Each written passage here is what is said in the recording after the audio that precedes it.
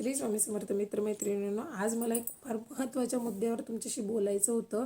आणि तो मुद्दा असा होता की ज्यावेळी एखाद्या मुलीच्या मॅरिड लाईफमध्ये काही अडचणी येतात तर माहेरच्यांचा रोल काय असतो. आता ज्यावेळी तिच्या आयुष्यात कुठेही प्रॉब्लेम येतो तर तिचा सगळ्यात मोठा फॅमिली सपोर्ट असतो, तिचे माहेरचे लोक. कारण तिला असं वाटतं तिथे आपण जन्म घेतला आहे, तिथे आपले जन्मदाते, तिथे आपले रक्ताचे भाऊ बहिणी आहेत, तर ते आपल्या पाठीमागे उभे राहतील. कुठल्याही गोष्टीत तिला शंका नसते आणि ती त्या अपेक्षेनेच तिकडे बघत असते माहेरच्यांच्या हिशोबाने. तिला असं वाटतं माझं म्हणजे मला जर जीवनात अडचण आली आणि माझे आईवडील माझ्या पाठीशी असतील तर मग बाकीच्या गोष्टींचं तिला टेन्शन कमी होतं, तिला तो एक आधार मिळतो, सपोर्ट मिळतो. पण नेमकं असं होतं का?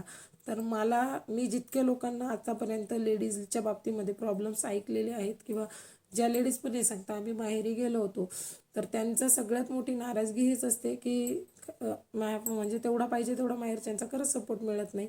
त्यालाही पाठीमागचं कारण असं असतं की तेही या समाजाला बांधलेले असतात. त्यांनाही या गोष्टीचं टेन्शन येतं की मुलगी आनंदाने माहेरी आली तर काही हरकत नाही, पण तीच मुलगी जेव्हा भांडून माहेरी येते तर लोक फार जास्त त्यांना त्रास देतात, ऐकवत असतात. म्हणजे समाजाचा एक असा भाग आहे आपण की कितीही नाही म्हटलं तरी आपल्याला त्यांच्या आधारावरच जगायचं असतं. जर कधी माहेरी मुलगी 4-8 दिवसासाठी आली तर ठीक आहे, पण तीच मुलगी जेव्हा 15 दिवस राहते ना तर शेजाऱ्या पाजाऱ्यांच्या टोमणे होतं, का हो यावेळी जास्त राहिली ना, काय झालं असेल हो तिचं, काही भांडणं करून बिणणं आली का, असे त्या म्हणजे त्या प्रश्नांना त्या माहेरच्यांना सामोरं जायचं असतं. त्यामुळे माहेरचे अचानक का होईना पण ते त्या मुलीच्या बाबतीमध्ये जरा थोडंसं दुर्लक्ष करायला लागतात किंवा त्यांना असं वाटतं की नाही गड्या आता हिने परत माहेरी जायला पाहिजे. आईचा एक स्टँड असतो, म्हणजे माझ्या आईचाही तो झालेला आहे की नाही ना बाई, मी तुझ्यापेक्षा जास्त सहन केलं आहे ना, आता काही होत नाही ना, बाईच्याच जातीला ॲडजस्ट करावं लागतं, चालली जाई ना परत, काय संसार तर सुटणार नाही आहे. हे वाक्य तर डेफिनेटली मला असं वाटतं ज्या कोणी माझ्यासारख्या स्त्रिया असतील ज्यांनी माहेरी थोड्या काळासाठी का होईना दिवस काढलेले असतील त्यांना हे ऐकून घ्यावंच लागतं. फार कमीच लोक असे असतात जे हे सपोर्ट देतात, हे स्टँड देतात की ठीक आहे तुला सहन करत बसायची काहीच गरज नाही, आम्ही तुझ्या पाठीशी आहेत. आणि खरं सांगते हा एक जेव्हा आधाराचा शब्द मिळतो ना तर त्यावेळी त्या बाईला खूप मोठं असं जग जिंकलेल्यासारखा आनंद होतो. कारण तिला माहिती असतं की इथून पुढे ती स्वतःच्या जीवावर काहीतरी करू शकते. नाही, मी असं अजिबात म्हणणार नाही की तुम्ही तिला घरात बसून पोसत राहा, आर्थिक परिस्थिती नसेल तर नाही, त्या स्त्रीने स्वतः काहीतरी कमवून तिचं स्वतःचं बघितलं पाहिजे, आपल्या मुलांचा खर्च बघितला पाहिजे, जेणेकरून आपल्या माहेरच्यांना आपलं ओझं होता कामा नाही. पण एक जो आधार असतो ना तो खरंच तुम्ही राहू द्या. कारण काय होतं माहिती आहे का, तुम्ही ज्यावेळी असा थोडासा सपोर्ट नाही दाखवत ना तर ती मुलगी आधीच तर तिच्या घरच्या वादविवादामुळे ती टेन्शनमध्ये असते, थोडंसं मानसिक तिचं संतुलन थोडंसं बिघडलेलंच असतं. आणि त्याचे परिणाम आहे ना, ज्यावेळी माहेरच्यांचं सपोर्ट दिसत नाही किंवा थोडंसं तुम्ही तिला कमी आधार देता या गोष्टीची जाणीव होते ना तर ती स्त्री त्या नवऱ्याला सुधारण्याच्या आधी जाते. मी स्वतः बऱ्याचदा तेच झालेलं आहे.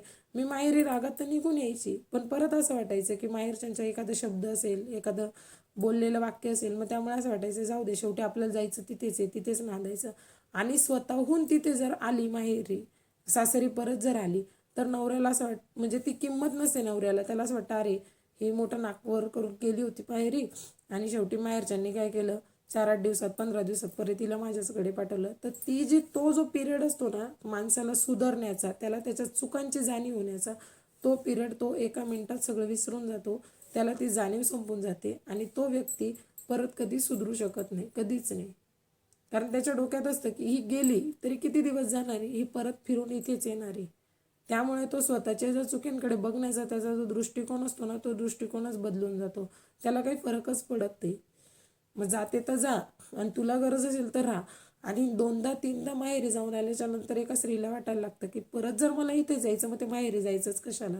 ती जे काही असेल ते फक्त ती त्या घरातच सहन करायला लागते.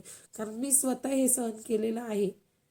मी स्वतः माझे प्रॉब्लेम कधीच कोणाला सांगत नव्हती, कधीच नाही. मला असं वाटायचं की काय उपयोग आहे सांगून तरी. आईलाही सांगितलं किंवा इतरही कुणाला सांगितलं तरी तो व्यक्ती कदाचित मला काय होतं हे समजून घेणारच नाही.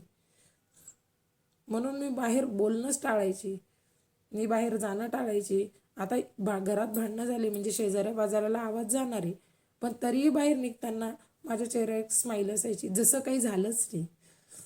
मी नवऱ्याच्या त्या इज्जतीला नेहमी असं झाकून ठेवण्याचा प्रयत्न केला. मला असं वाटायचं की विनाकारण असं म्हणजे चांगलं नाही वाटत ना, की लोक काय म्हणतील की अरे बापरे यांच्या घरात नेहमी वाद होतात, नेहमी भांडणं होतात. त्यामुळे मी काय करायचे की ते गोष्टी लपवण्याचा प्रयत्न करायची खूप वेळा. मला असं वाटायचं आजूबाजूच्यांना काही कळालंच नाही बुवा, पण नेमकं तसं नसतं. घरात वाद होणार, आवाज होणार म्हणजे शेजाऱ्या पाजाऱ्याला ते कळायचं, त्यांना माहिती असायचं.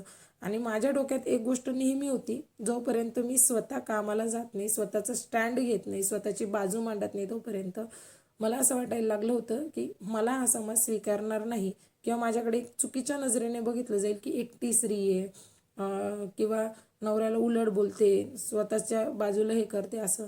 पण नेमकं काय झालं माहिती आहे का, ज्या दिवशी मला माझी किंमत कळाली, ज्या दिवशी मला असं वाटलं की नाही आता हे मला सहन करणं थांबवावं लागणार आहे, काय फक्त कमवून खायचं इतकंच ना, मग इतकं लाचारागत सहन करण्यापेक्षा स्वतः कष्ट करायचे, कमवायचे आणि खायचे, काय प्रॉब्लेम आहे त्याला.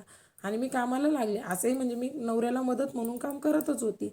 तर ज्या दिवशी मी स्वतःची बाजू मांडायला सुरुवात केली ना, माझ्या डोक्यातला एक सगळ्यात मोठा भ्रम मुडला की लोक माझ्याबद्दल काय म्हणत असतील. ज्यावेळी मी घरातनं बाहेरही निघण्याचा निर्णय घेतला ना, तर त्यावेळी कळलं की दुनिया तेच सांगत असते की तुम्ही स्वतःसाठी जर चांगलं करताय ना तर करा, तुम्हाला सगळ्यांचा सपोर्ट मिळतो. मलाही मिळाला.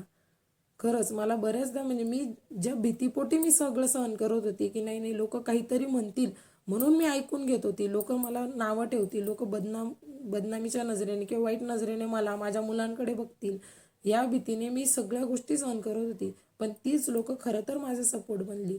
मला सोसायटीतल्या बऱ्याच लेडीज असतील किंवा ज्या आजूबाजूच्या मावश्या असतील, त्यांनी ते सांगायच्या, नाही बाई सहन नसेल होत ना तिथे बोलायचं, सगळ्या गोष्टी सहन करशील तितकं तुला सहन करावं लागेल, त्यापेक्षा स्वतःची बाजू मांडायची.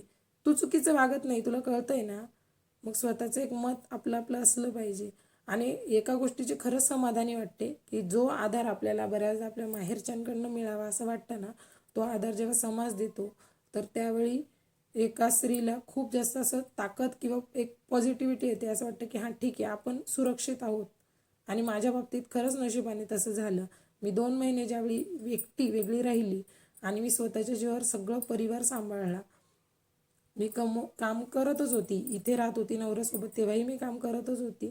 पण ज्यावेळी मी घराच्या बाहेर निघाली त्यावेळी मी एकटीने परिवार सांभाळला. त्याही वेळी दोन्ही मुलींना व्यवस्थित, त्यांचं शिक्षण असेल, त्यांचं हे असेल, त्या 2 महिन्यात उलटं मी त्यांना जास्तीत जास्त जीव लावण्याचा किंवा जास्तीत जास्त वडिलांचं प्रेम तर म्हणजे देण्याचा प्रयत्न केलेला आहे.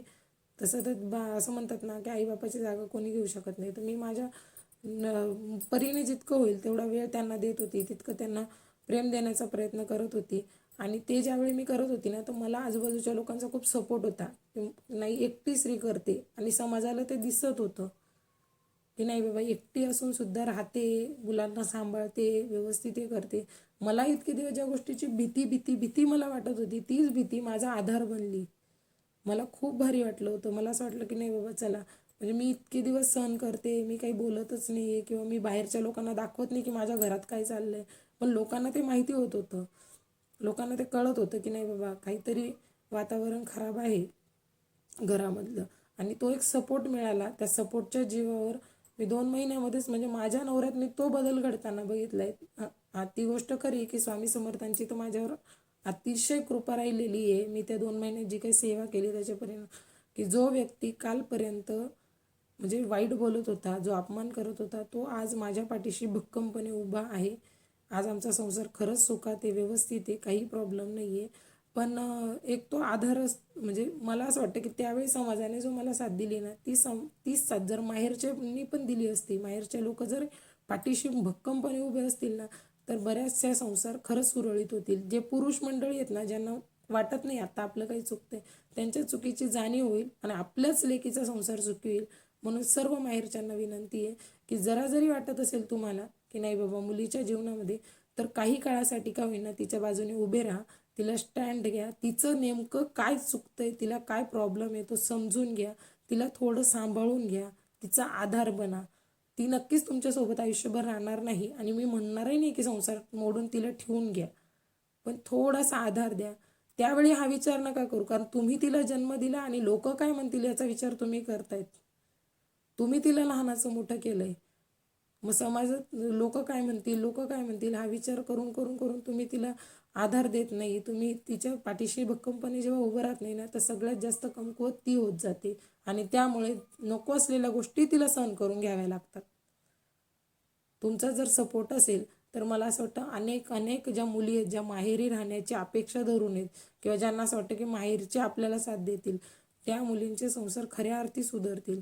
ते पुरुष परत कधीही त्या स्त्रीला तेव्हा त्रास देण्याचा विचारच करणार नाहीत.